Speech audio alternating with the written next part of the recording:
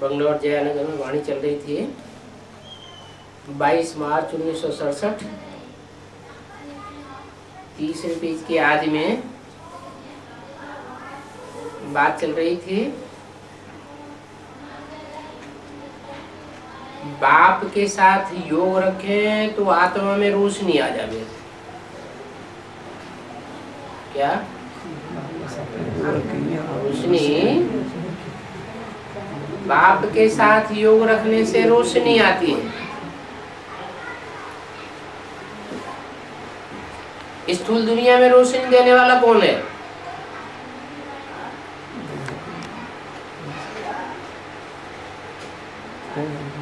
ये दुनिया है, इसमें रोशनी कब होती है? जब सूर्य निकलता है तो रोशनी होती है।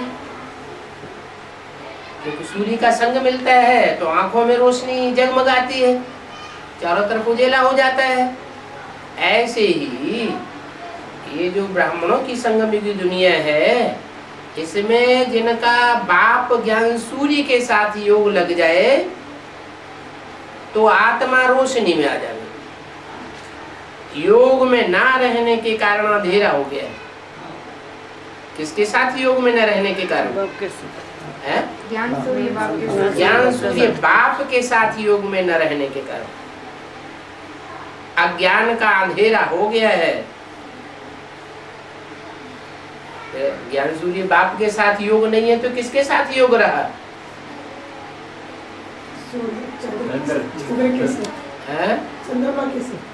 शंकर पाठी से योग रहा, चंद्रमा से योग रहा। चंद्रमा तो खुद रोशनी नहीं देने वाला है, सूर्य है, चंद्रमा को रोशनी देता है। चंद्रमा स्वयं प्रकाशित नहीं है, इसलिए चंद्रमा को कहते हैं राकापति। क्या? रात्रि का स्वामी। अज्ञान रात्रि का स्वामी कौन? चंद्रमा। और सूर्य ज्ञान दिन का स्वामी। तो योग किसके साथ रखना है? जरूर है, ज्ञान सूर्य के साथ योग रखेंगे तो आत्मा में रोशनी आएगी। तो अभी अंधेरा हो गया है, इसलिए बच्चों को बाप कहते हैं जितना याद में रहेंगे उतनी ही तुम्हारी आत्मा की लाइट बढ़ती जाएगी। क्या? आत्मा की लाइट कैसे दिखाई पड़ती है?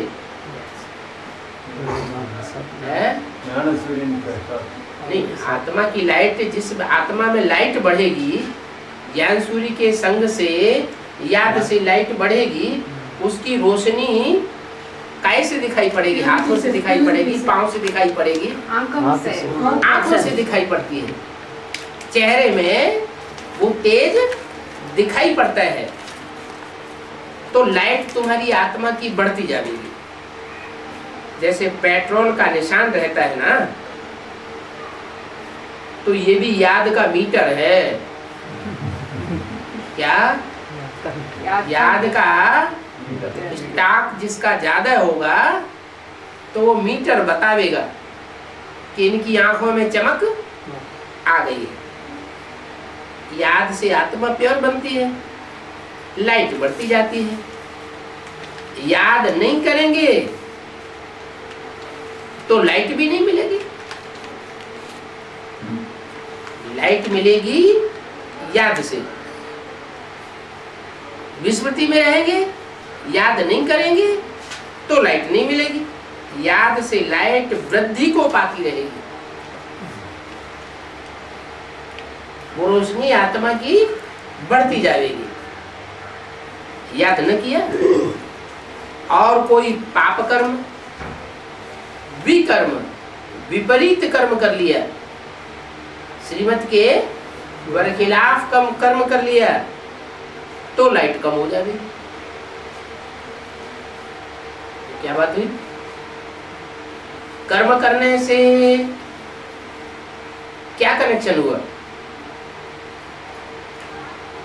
याद कर। बाप के याद में रखकर काम याद रहेगी तो विकर्म होगा नहीं है। दूसरी बात, याद कब रहेगी? जब बाप की सेवा में रहेगी। सेवा किसे कहा जाता है? बाप जैसे चलाता है, जैसे चलाना चाहता है वैसे ही चले, विपरीत न चले, अपोजिशन में ना आवे, न वाचा से अपोजिशन में आवे, न दृष्टि से अपोजिशन में आवे, न कर्मेंद्रियों से अपोजिशन में आवे। कर्मेंद्रियों से, वाचा से कोई भी ऐसा काम न करे जो बाप की श्रीमत के विपरीत। अगर विपरीत हुआ तो सर्विस की या डिसर्विस की? डिसर्विस हो गई। डिसर्विस हो गई माना बाप उन डिसर्विस करने वाले बच्चों को याद नहीं कर सकता। बाप किन बच्चों को याद करता है? जो सर्विसेबल बच्चे बच्चों को याद करता है। तो जिन्होंने विकर्म कर दिया, श्रीमत के विपरीत कर्म कर दिया, वे माना विपरीत, तो उन बच्चों को बाप की पावर लाइट नहीं मिलेगी। बाप भी तो मन बुद्धि आत्मा है ना, तो वो भी तो बच्चों को याद करता है। दोनों तरफ से अगर कनेक्शन मिले तो ज्यादा याद होगी, या एक तरफ से कनेक्शन मिले तो ज्यादा याद होगी? दोनों तरफ से कनेक्शन जुटा हुआ होगा तो याद बहुत तीखी आएगी। तो बाप असल से जिन बच्चों को याद करते हैं उन बच्चों को पावर स्पेशल मिल जाती है। ये स्थूल आंखों से जो दृष्टि देते हैं वो तो अल्पकाल के लिए, थोड़े समय के लिए, लेकिन तीसरे नेत्र से जिन बच्चों को याद करते हैं, बुद्ध रूपी तीसरे नेत्र से, उन बच्चों को कितनी पावर मिलती होगी। लेकिन मिलेगी किनको? जो श्रीमत के अनुकूल, श्रीमत के तरीके से काम करेंगे। तुम पुरुषार्थ करते हो सतो प्रधान बनने का, सतो प्रधान बनने का तो कोई पुरुषार्थ नहीं करता। ये बहुत समझने की बातें हैं कि सतो प्रधान कब बनेंगे? जब सत्य कर्म करेंगे, सत्य वाचा बोलेंगे। झूठा कर्म कर लिया, झूठी बात बोल दी तो क्या होगा? सतो प्रधान आत्मा नहीं बन सकती। याद से तुम्हारी आत्मा पवित्र हो जाएगी। तुम लिख भी सकते हो, ये रचयिता और रचना का ज्ञान श्री कृष्ण नहीं दे सकते। क्या कहा? क्या लिख सकते हो? रचयिता का ज्ञान श्री कृष्ण नहीं दे सकते। श्री कृष्ण खुद ही रचना है, वो रचयिता का ज्ञान कैसे देगा? नहीं दे सकते। और रचना स्वयं भी अपना ज्ञान नहीं जान सकती जब तक बाप न बतावे। तो रचयिता और रचना का ज्ञान जो सृष्टि का पहला पत्ता है वो सृष्टि को नहीं दे सकता। उसमें ज्ञान है ही नहीं। क्या? ज्ञान की रोशनी ज्ञान चंद्रमा में नहीं है। किसमें है? ज्ञान सूर्य में। वो सूर्य, ज्ञान सूर्य ही जब इस सृष्टि पर आते हैं सूर्य के रूप में, चंद्रमा के रूप में नहीं। चंद्रमा की रोशनी में और सूर्य की रोशनी में क्या अंतर है? चंद्रमा की रोशनी कीड़े मकोड़े सूर्य की रोशनी तीखी होती है, ज्ञान की रोशनी तीखी होती है। उनको कहते हैं राम के बाण। काहे के बाण? ज्ञान के बाण। तीखे बाण होते हैं। और चंद्रमा की रोशनी कैसी होती है? शीतल होती है। तो शीतलता में जो काटने वाली आत्माएं हैं, कीड़े मकोड़े जैसी, वो भी पलती रहती है। सूर्य की रोशनी में वो तिल मिला के खलास हो जाते हैं। तो उनमें ज्ञान नहीं है कृष्ण में। उनको प्रारब्ध मिलती है। क्या? बाप के यहाँ जन्म लेते हैं तो बाप से उनको प्रारब्ध नई दुनिया की मिल जाती। जरूर उन्होंने संगम युग में ऐसे कर्म किए होंगे। कैसे? कि बाप के ऊपर जीत पाई होगी। जिस बाप ने सतयुग में उन्हें जन्म दिया उसके ऊपर जीत पाई होगी। क्या जीत पाई है? हाँ, यज्ञ की संभाल की।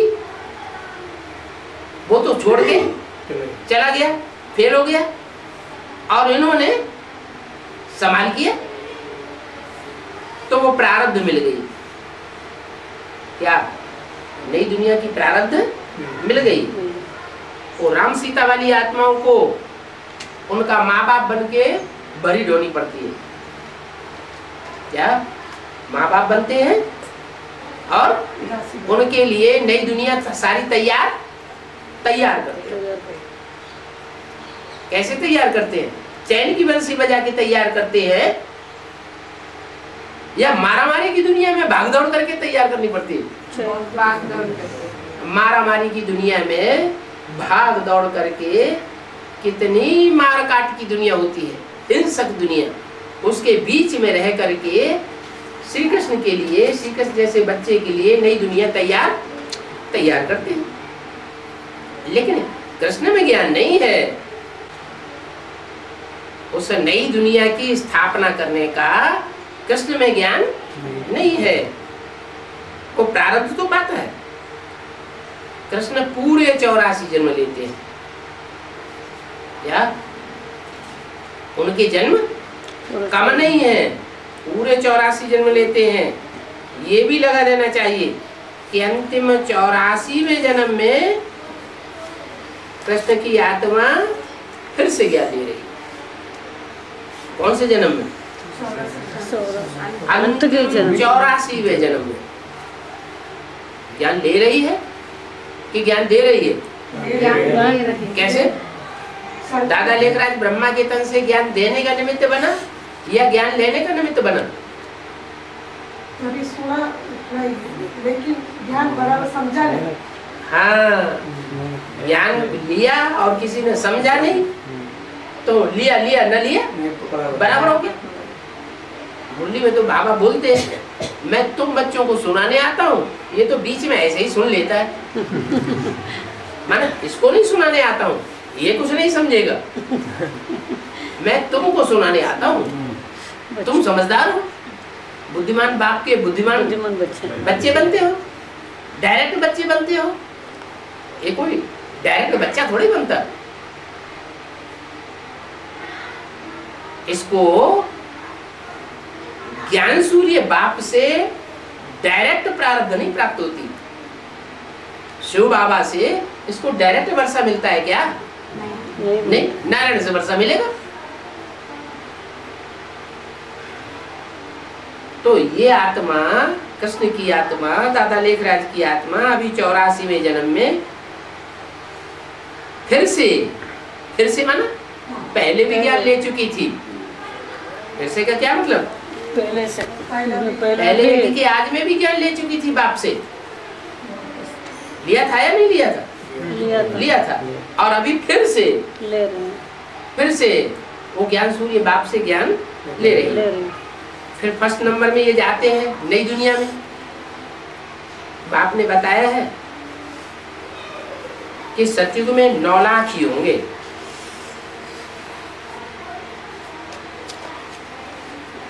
क्या? जो एक्यूरेट सतयुग स्थापन होगा उसमें आबादी दुनिया की 9 लाख ही होगी। क्यों 9 लाख? क्यों कम ज्यादा क्यों नहीं है? 4.5 लाख आपको 4.5 क्योंकि 9 लाख सितारे दुनिया में गाए हुए हैं। क्या? जो आसमान में सितारे हैं उनकी संख्या कितनी गाई हुई है? 9 लाख आसमान में सितारे चमकने वाले हैं। वो हैं आसमान के सितारे, और ये है चैतन्य धरती के सितारे 9 लाख। उनमें भी 4.5 लाख चमकते हैं चंद्रमा की रोशनी में, और 4.5 लाख सूर्य के सूर्य। ज्ञान सूर्य की रोशनी में अपने ज्ञान को मर्ज कर देते हैं। उनको अपने ज्ञान का नशा नशा नहीं रहता। उनके लिए बाप ही सब कुछ है। और चंद्रमा की रोशनी में पड़ने वाले सितारे अपने को प्रत्यक्ष वो अपने को प्रत्यक्ष करते हैं, अपने को मर्ज नहीं करते। तो जो अपने को मर्ज ही नहीं कर पाते, अपने को पूरा राख ही नहीं बना पाते, स्वाहा नहीं कर पाते, वो बाप को कैसे प्रत्यक्ष करेंगे? बाप को कौन प्रत्यक्ष करेंगे? जो बोला अव्यक्तवाणी में।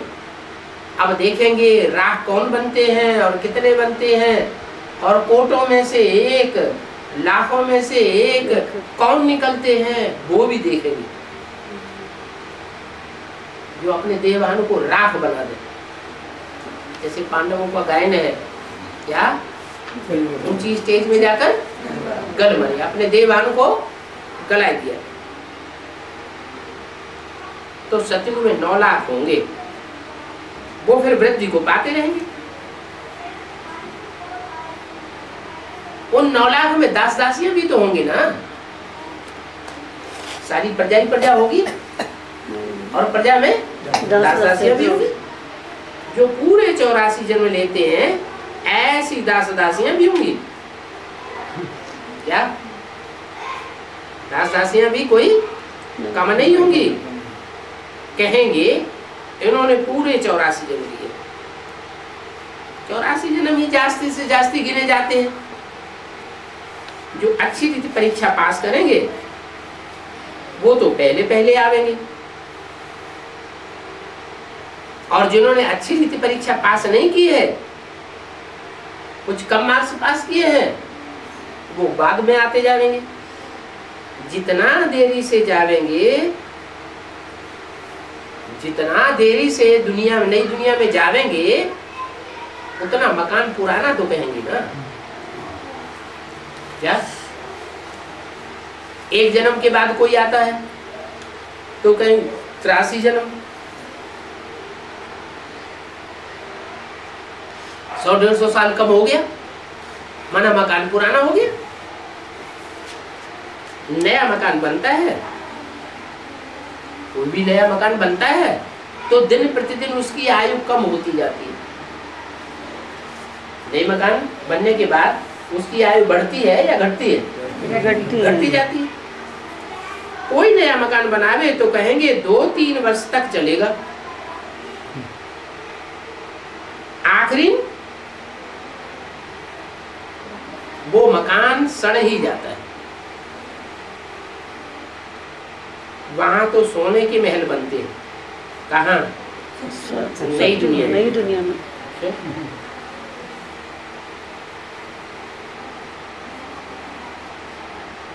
मिट्टी की ईंटों के मकान नहीं होंगे, पत्थर के मकान नहीं होंगे, सोने की ईंटें बनेंगी, कारखाना बनेगा। आत्मा सोने का, आत्मा चैतन्य चैतन्य चैतन्य आत्मा रूपी ईंटें जो है वो सच्ची सोने की होंगी। उनमें कोई भी झूठा आदमी नहीं होगा। तो जो सोने का महल बनेगा वो जल्दी तो पुराना हो नहीं सकता। सोना तो बहुत लंबे समय तक चमकता रहता है ना। फिर भी सोने को साफ तो जरूर करना पड़ेगा। भले कितनी भी चमक मारने वाला सोना हो, फिर भी कुछ न कुछ समय के बाद उसमें गंदगी चढ़ जाती है और वो सफाई उसकी करनी पड़ती है। जेवर भल सच्चे सोने का बनाओ, आखिरी फिर भी उस जेवर की सफाई करनी पड़ती है। तो भी साबित होता है कि तुम बच्चों की आत्मा सोने मिसल थी, सोने जैसे थे, सच्चे थे। फिर कलयुग के अंत में उसमें कचरा चढ़ जाता है, तो सफाई करनी पड़ती है। सफाई के बाद फिर उनमें पॉलिश चाहिए। तुम बच्चों को सदैव यही खुशी होनी चाहिए कि हम तो नई दुनिया में जा रहे हैं। क्या तुम बच्चों को ये खुशी होनी चाहिए, और तथाकथित बेसिक ब्राह्मण वालों को ये खुशी नहीं होगी। क्या कि हम नई दुनिया में जीते जी जाने वाले, वो क्या समझेंगे? ये शरीर छूट जाएगा, फिर कभी अगले जन्म में हम नई दुनिया में जाएंगे। और तुम्हारी बुद्धि में है हम तो इस शरीर से इसी जन्म में जीते जी नई दुनिया में जाने वाले। इस नरक में हमारा ये अंतिम जन्म है, इसके बाद इस दुनिया में हमारा कोई जन्म होने वाला नहीं है। इन आंखों से तुम जो कुछ देखते हो जानते हो, ये पुरानी दुनिया है और ये सब पुराने शरीर है, इसलिए इनमें हमारा ममत्व तो लगने वाला नहीं है, क्योंकि हमारी तो तीसरे नेत्र में नई दुनिया बसी हुई है। हम कहाँ जाने वाले हैं? हम तो नई दुनिया बाती बनने वाले हैं।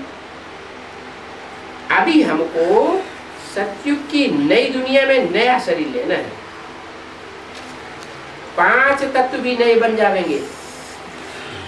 अभी तो इस दुनिया की जो 5 तत्व पृथ्वी जलवायु अग्नि आकाश से जो शरीर बना हुआ है वो पुराना है।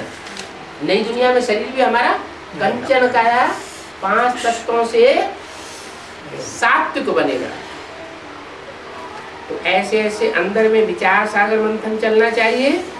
ये पढ़ाई है, अंत तक तुम्हारी ये पढ़ाई चलेगी। क्या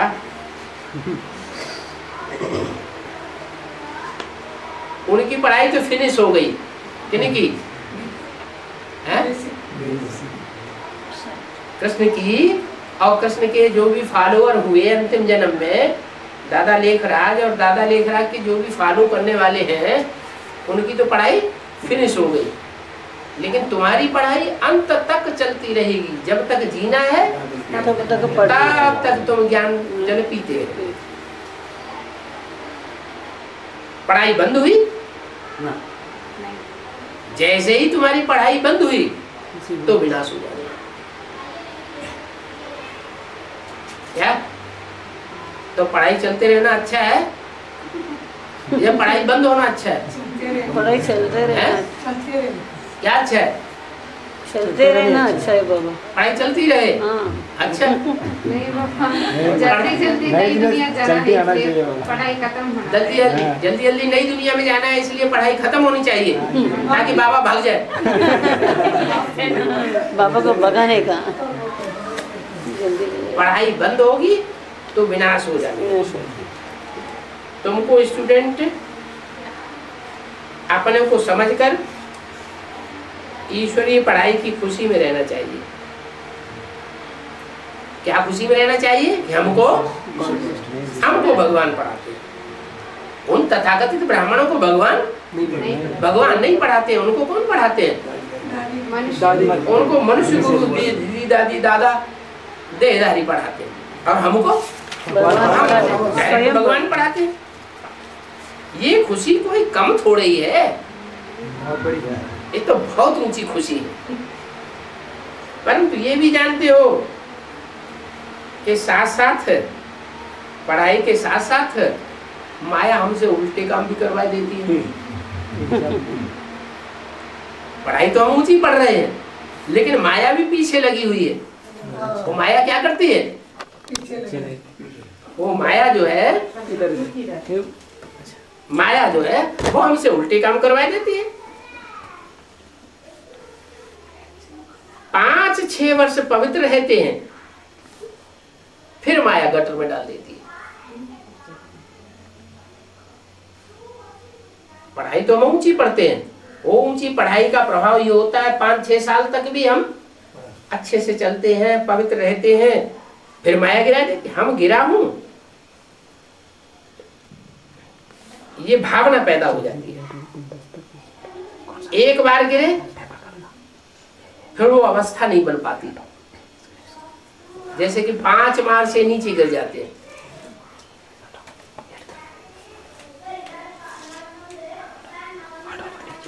वो गिरने की बात बार बार अंदर को खाती रहती है। ज्ञान में चलने के बाद कोई गिरते हैं तो गिरने की बात बार बार दिल के अंदर खाती रहती है। अभी तुम बच्चों को सारी स्मृति रखनी, इस जन्म में जो पाप किए हैं हर एक आत्मा को अपने जीवन का तो पता है। कोई मंद बुद्धि, कोई विशाल बुद्धि होते हैं। छोटेपन की सारी बातें याद तो रहती है ना। बाबा भी तो छोटेपन में ही हिस्ट्री सुनाते हैं, बुद्धि में याद आती तो है ना। बाबा को वो जगह याद है, सब याद है, परंतु अभी तो वहां सब नई जगह बन गई होगी। 5 वर्ष से लेकर अपनी जीवन कहानी याद होनी चाहिए। अगर भूल गए हैं 5 वर्ष से बाद वाली जीवन कहानी बचपन की अगर भूल गए हैं तो उनको कहेंगे डल बुद्धि। बाबा कहते हैं कि अपनी जीवन कहानी लिखो, ये लाइफ की बात है ना। मालूम पड़ता है कि ये लाइफ में कितना चमत्कारी था। गांधी इंदिरा आदि के कितने बड़े बड़े वॉल्यूम बनते हैं जीवन कहानी के। लाइफ तो वास्तव में तुम्हारी वैल्यूबल है। उन इंदिरा गांधी और गांधी जी की लाइफ कोई वैल्यूबल नहीं है। क्यों? गोली तो मारती, वो भी ठीक बात है, लेकिन उनको कांटों का ताज मिलता है। क्या? उनको जो ताज मिलता है वो कांटों का ताज मिलता है, और तुमको हीरे जवाहरातों का ताज मिलता है। तुम जो राजाई करते हो हीरे जवाहरात जैसी आत्माओं के ऊपर राजाई करते हो, और वो किसके ऊपर राजाई करते हैं? कांटों। जिनके ऊपर राजाई करते हैं वो पत्थर मार के नाक ही तोड़ देते हैं। फिर प्लास्टिक सर्जरी करानी पड़ती है।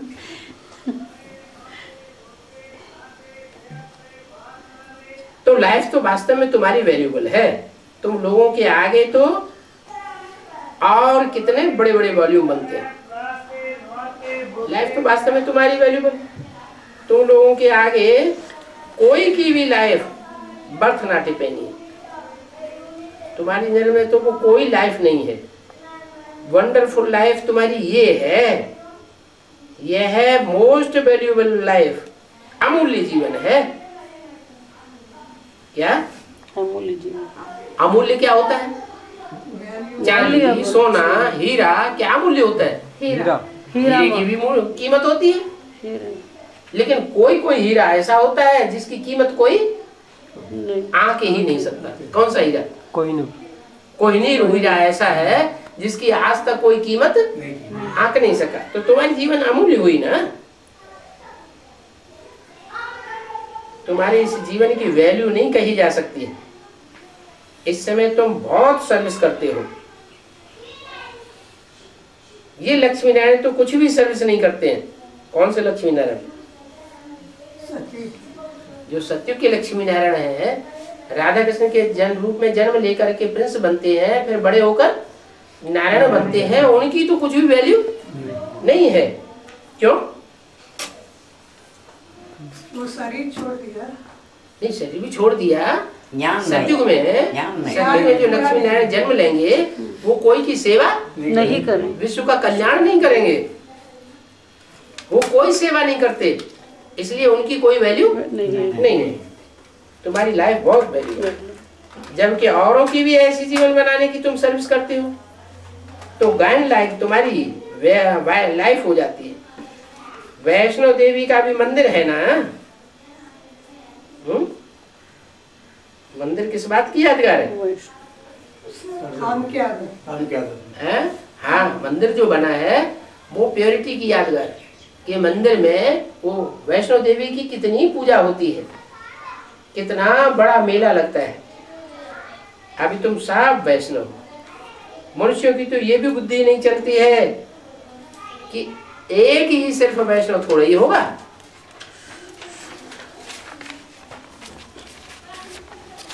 एक ही वैष्णो देवी होगी क्या? एक ही होगी या नंबरवार भुजाएं भी होगी? नंबरवार भुजाएं होगी। नंबरवार भुजाएं होगी। 22 मार्च 1967 की वाणी का चौथा पेज।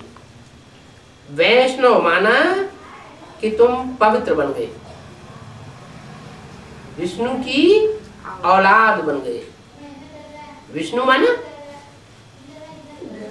विष्णु विकार माना जिसमें विषय विकार बिल्कुल नहीं है, वो है वैष्णव। और विष्णु जिसको कहते हैं उसकी तुम औलाद हो। तो जैसे तुम्हारे रचयिता वैसे तुम रचना बन जाते हो, तुम भी पवित्र बनते हो। खान पान भी तुम्हारा वैष्णव है। पहले नंबर विकार में तो तुम वैष्णव हो ना। क्या विकारों की जो बातें हैं, विकारों को ग्रहण करने की जो बातें हैं, उनमें तुम वैष्णव हो। तुम विकारों को ग्रहण नहीं करते हो। जगदम्बा की ये सब बच्चियां ब्रह्मा कुमार कुमारियां हैं ना, ब्रह्मा और सरस्वती, बाकी सब है उनकी संतान। किनकी? ब्रह्मा और सरस्वती किसकी संतान है? जगदम्बा की ये सब बच्चियां ब्रह्मा कुमार कुमारी हैं, ब्रह्मा और सरस्वती। जो भी पुराने पुराने हैं वो सब किसकी संतान हुए? जगदम्बा की संतान है। और बाकी सब है उनकी संतान। किनकी संतान? ब्रह्मा सरस्वती की संतान। नंबरवार देवियां हैं जिनकी पूजा होती है। बाकी इतनी भुजाएं आदि जो दे दी है वो सब फालतू है। तुम बहुतों को आप समान बनाते हो तो इतनी भुजाएं दे दी है। ब्रह्मा को भी 1000 भुजाओं वाला, 100 भुजाओं वाला दिखाते हैं ना। तो ब्रह्मा को भी इतने सहयोगी होंगे ना। ये सब भक्ति मार्ग की बातें समझाई जाती है। क्या ब्रह्मा को इतनी भुजाएं देते हैं और शंकर को भुजाएं नहीं देते। जो 2 भुजाएं दी हैं वो भी जगन्नाथ के मंदिर में काटी हुई दिखाई गई। तो ये क्या है? उनको इतनी भुजाएं और तुमको जो 2 भुजाएं थी वो भी कट गई। क्या मतलब हुआ? ऐसे क्यों होता है? कोई भी सहयोगी नहीं रहे। क्यों नहीं रहा है? ऐसी जिंदगी क्यों बनाना चाहिए जो कोई सहयोगी ना रहा? हम किसी के न हुए, कोई हमारा न हुआ है। जिंदगी ऐसी बनानी चाहिए कि हम दूसरों की सहयोग करें, दूसरे हमारा सहयोग करें। फिर जो विश्व के मालिक कहे जाते हैं उनके ऐसी दशा क्यों हो जाती है? ये सारी दुनिया झूठी है और उसको कठोर पुरुषार्थ है। क्या? कड़ा पुरुषार्थ है। जो कड़क काम करने वाला होता है उसका सहयोगी बिरले निकलते हैं, और जो सहज रूप में काम करने वाला होता है उसके सहयोगी ढेर सारे हो जाते हैं।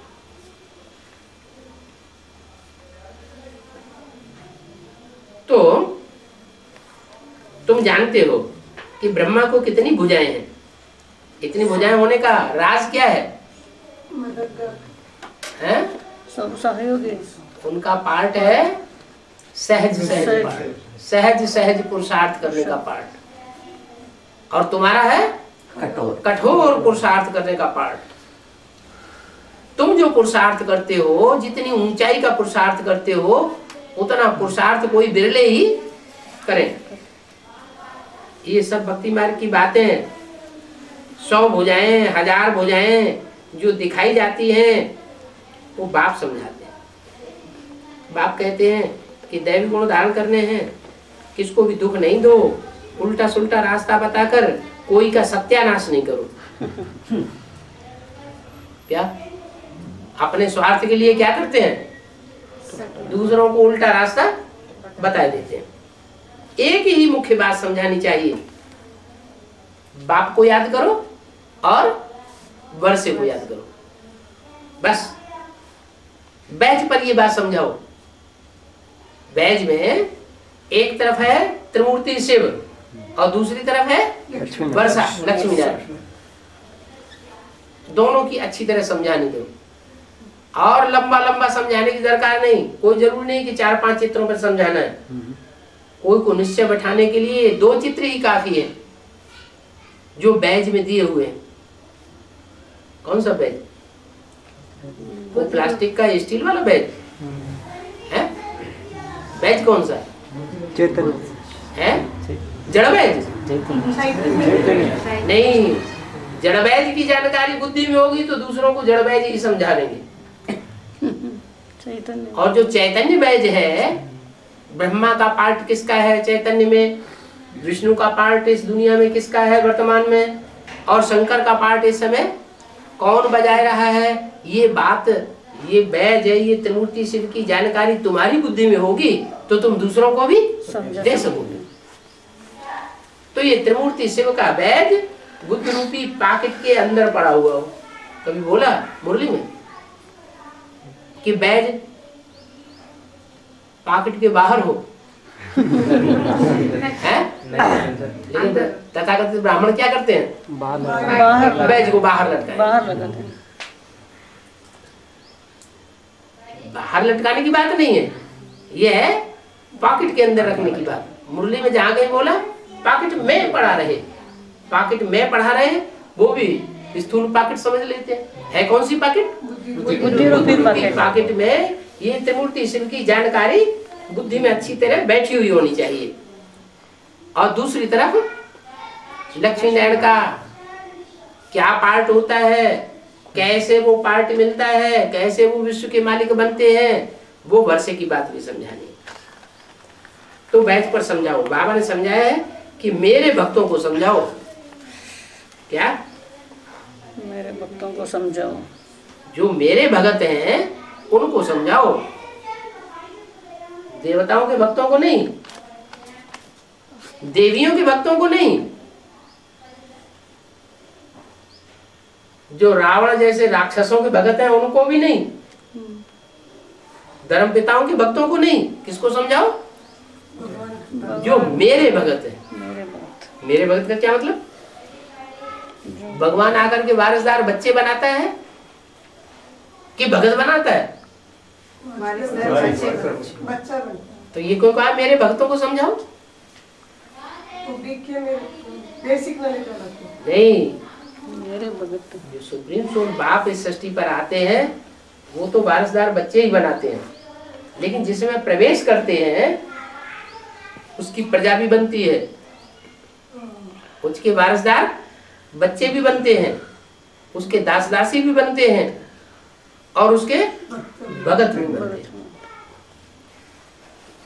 तो बाबा ने समझाया कि मेरे भक्तों को समझाओ। वो भक्त मिलेंगे मंदिरों में। क्या? भक्त मिलेंगे कौन से मंदिरों में? शिव मंदिर में। सभी मंदिर में तो भक्त मिलते ही बाबा। मेरे भक्त मिलेंगे मंदिरों में। सेंटर में जो भी मंदिर हैं, सेंटर्स हैं, गीता पाठशालाएं हैं, उनमें मेरे भक्त मिलेंगे।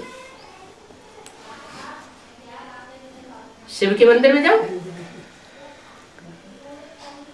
जो मेरे असली भक्त हैं वो वहां ही मिलेंगे। कहाँ? शिव के मंदिर में। शिव के मंदिर में। तुम जानते हो कि आप ही पूज्य और आप ही पुजारी तुम बनते हो। पुजारी ही फिर पूज्य होंगे। आदि देव के मंदिर में भी तुम जाकर समझा सकते हो।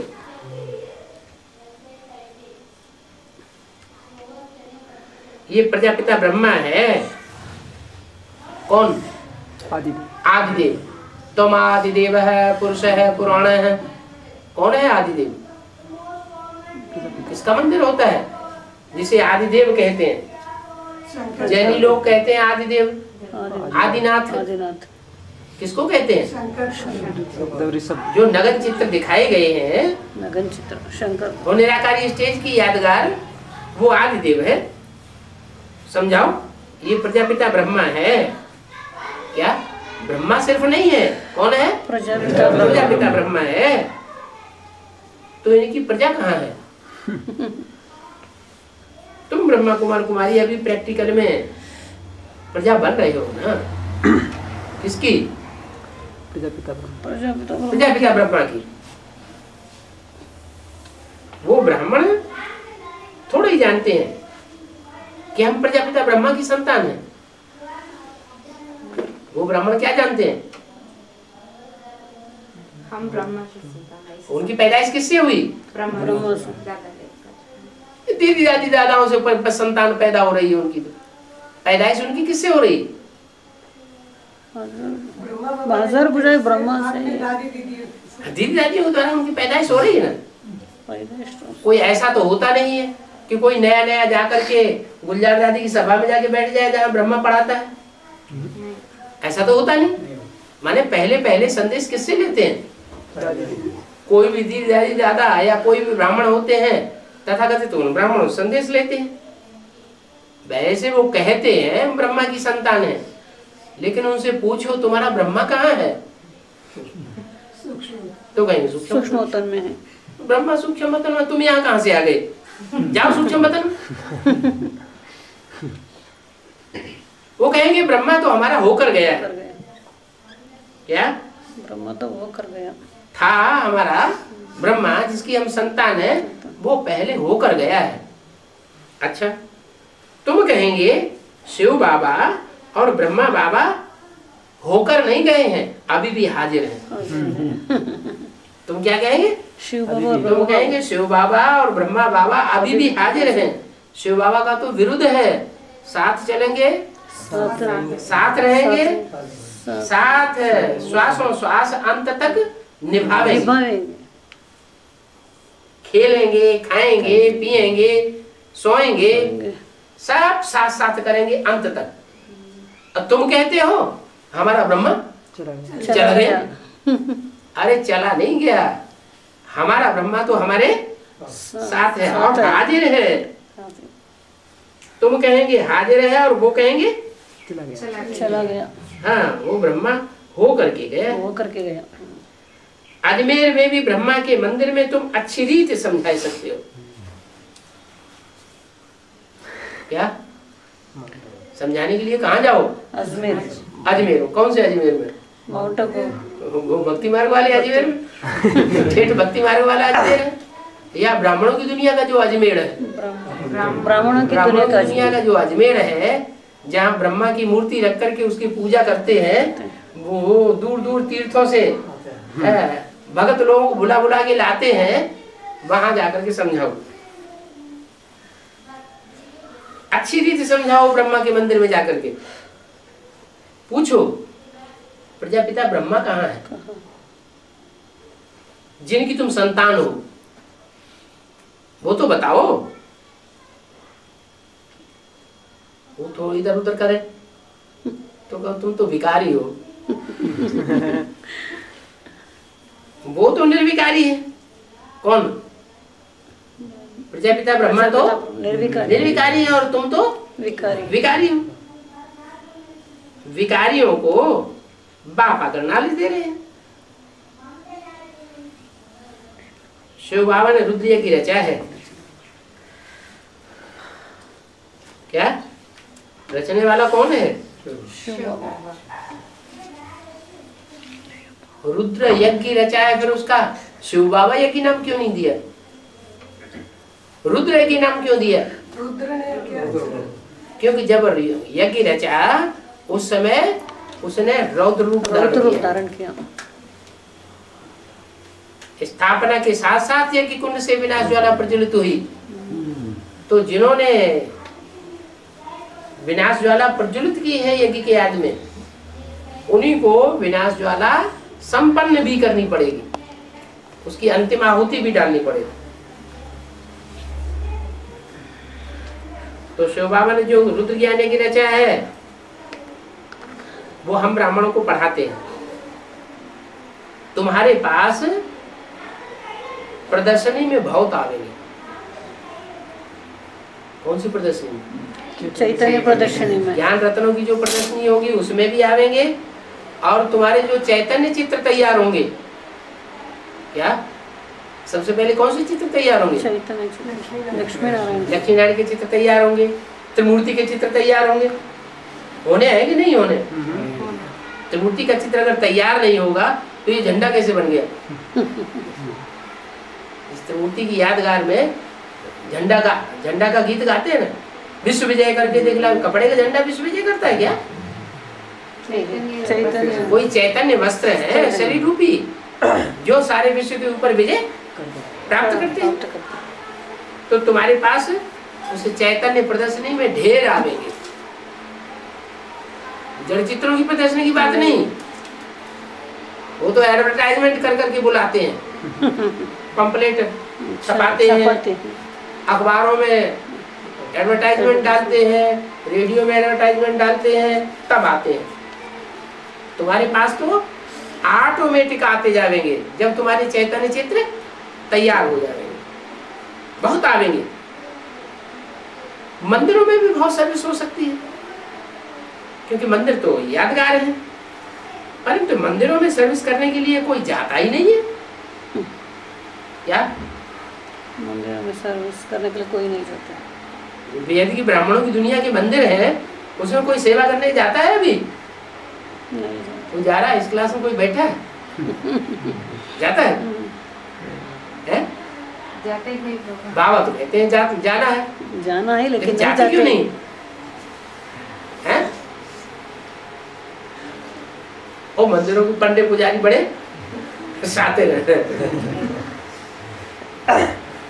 कोई जाता ही नहीं। मंदिरों में जाकर की गई सर्विस का बाबा को समाचार लिखना चाहिए कि हमने इस मंदिर में जाकर के बाबा ये सर्विस की।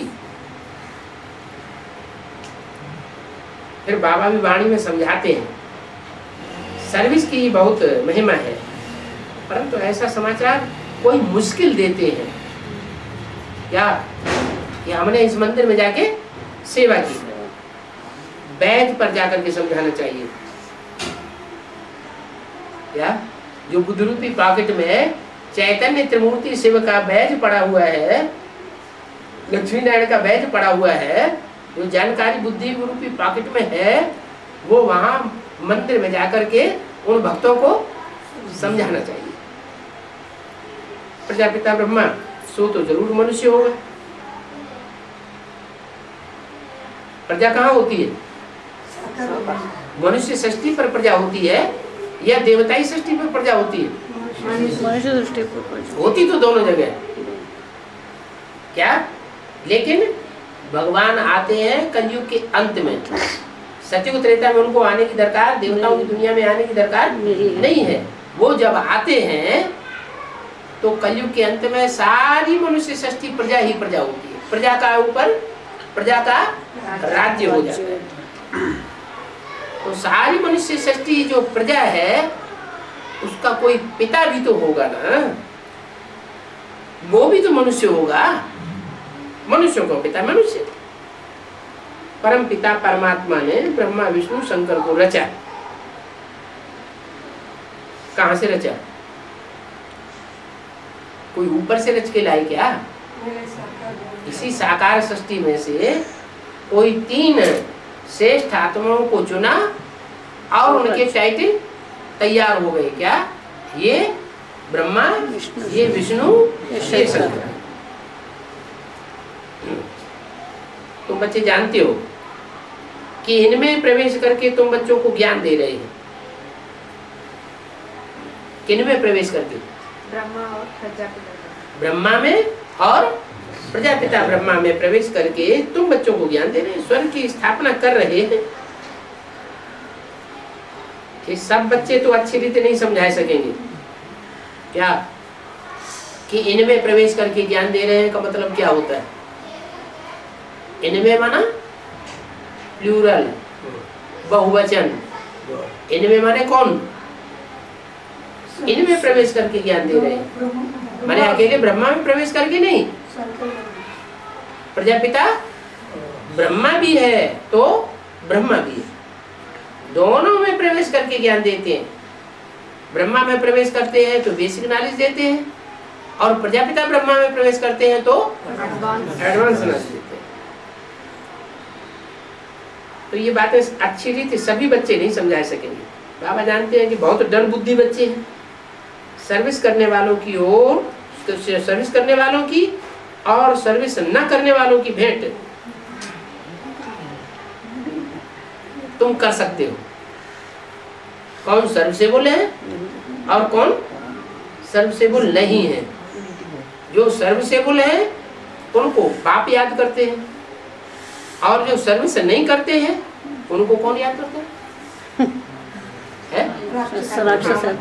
नहीं, माया याद करते। जो सर्विस फील्ड में रहते हैं वो बाप उनको याद करता है। तो जब बाप उनको याद करेगा तो माया की प्रभाव से बचे रहते हैं। और जो सर्विस फील्ड में नहीं रहते हैं उनके ऊपर बाप का प्रभाव, बाप की छत्र छाया रहती नहीं, बाप उनको याद करता नहीं, इसलिए माया उनको फट से पकड़ लेती। बाबा जानते हैं कि ये समझाए नहीं सकते हैं। जो नहीं समझा सकते हैं वो तो ब्रह्मा कुमार कुमारी की और ही आबरू गवाएंगे। कोई कहते हैं हम यहाँ पर नहीं रहेंगे, क्या? कोई कहते हैं हम यहाँ पर नहीं रहेंगे, हम इस सेंटर पर रहेंगे, इस सेंटर पर नहीं रहेंगे। तो भी बाबा समझ जाते हैं क्या? आबरू गंवाने वाले ये डल हेडेड है,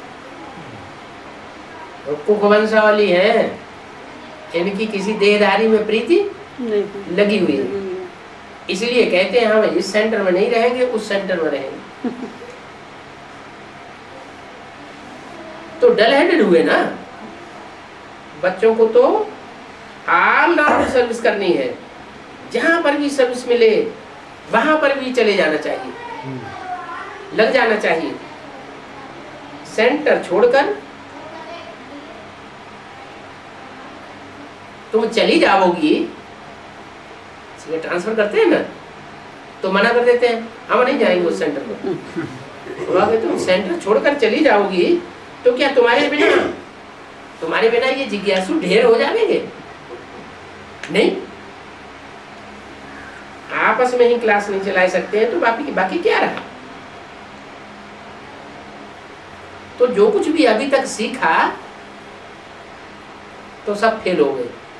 मान लो ब्राह्मणी से कोई सेवा लेते रहे सेंटर में कई सालों तक, और ब्राह्मणी को ट्रांसफर कर दिया और सब अपने अपने घर बैठ गए, तो इसका मतलब सब डल हेडेड स्टूडेंट्स हैं या होशियार बुद्धि है? सब डल हेडेड। अरे कोई तो ऐसा निकलना चाहिए जो क्लास चलावे, गीता पाठशाला बैठ करके जमावे।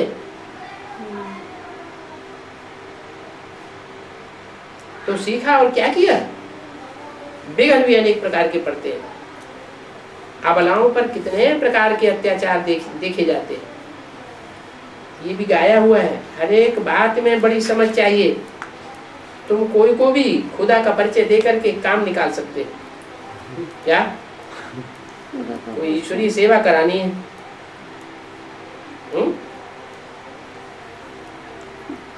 तो ईश्वरीय सेवा जिससे करानी है, कोई बड़ा ऑफिसर है समझो, उससे ईश्वरीय सेवा करानी है तो उसको परिचय देने लग पड़ो।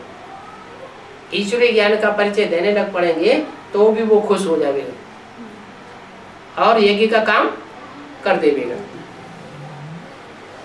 खुदा है ऊंचे ऊंचे समझाओ, उनको ही पतित पावन रहम दिल कहा जाता है। जो ऊंचे ऊंचे है वो ही वरिष्ठ में ले जाने वाला है। कौन? खुदा। उसके सिवाय और कोई बहिष्ठ में ले नहीं जा सकता। वो अल्लाह कहते हैं। क्या कहते हैं? कि मुझे याद करो तो तुम मेरे पास आ जाओगे।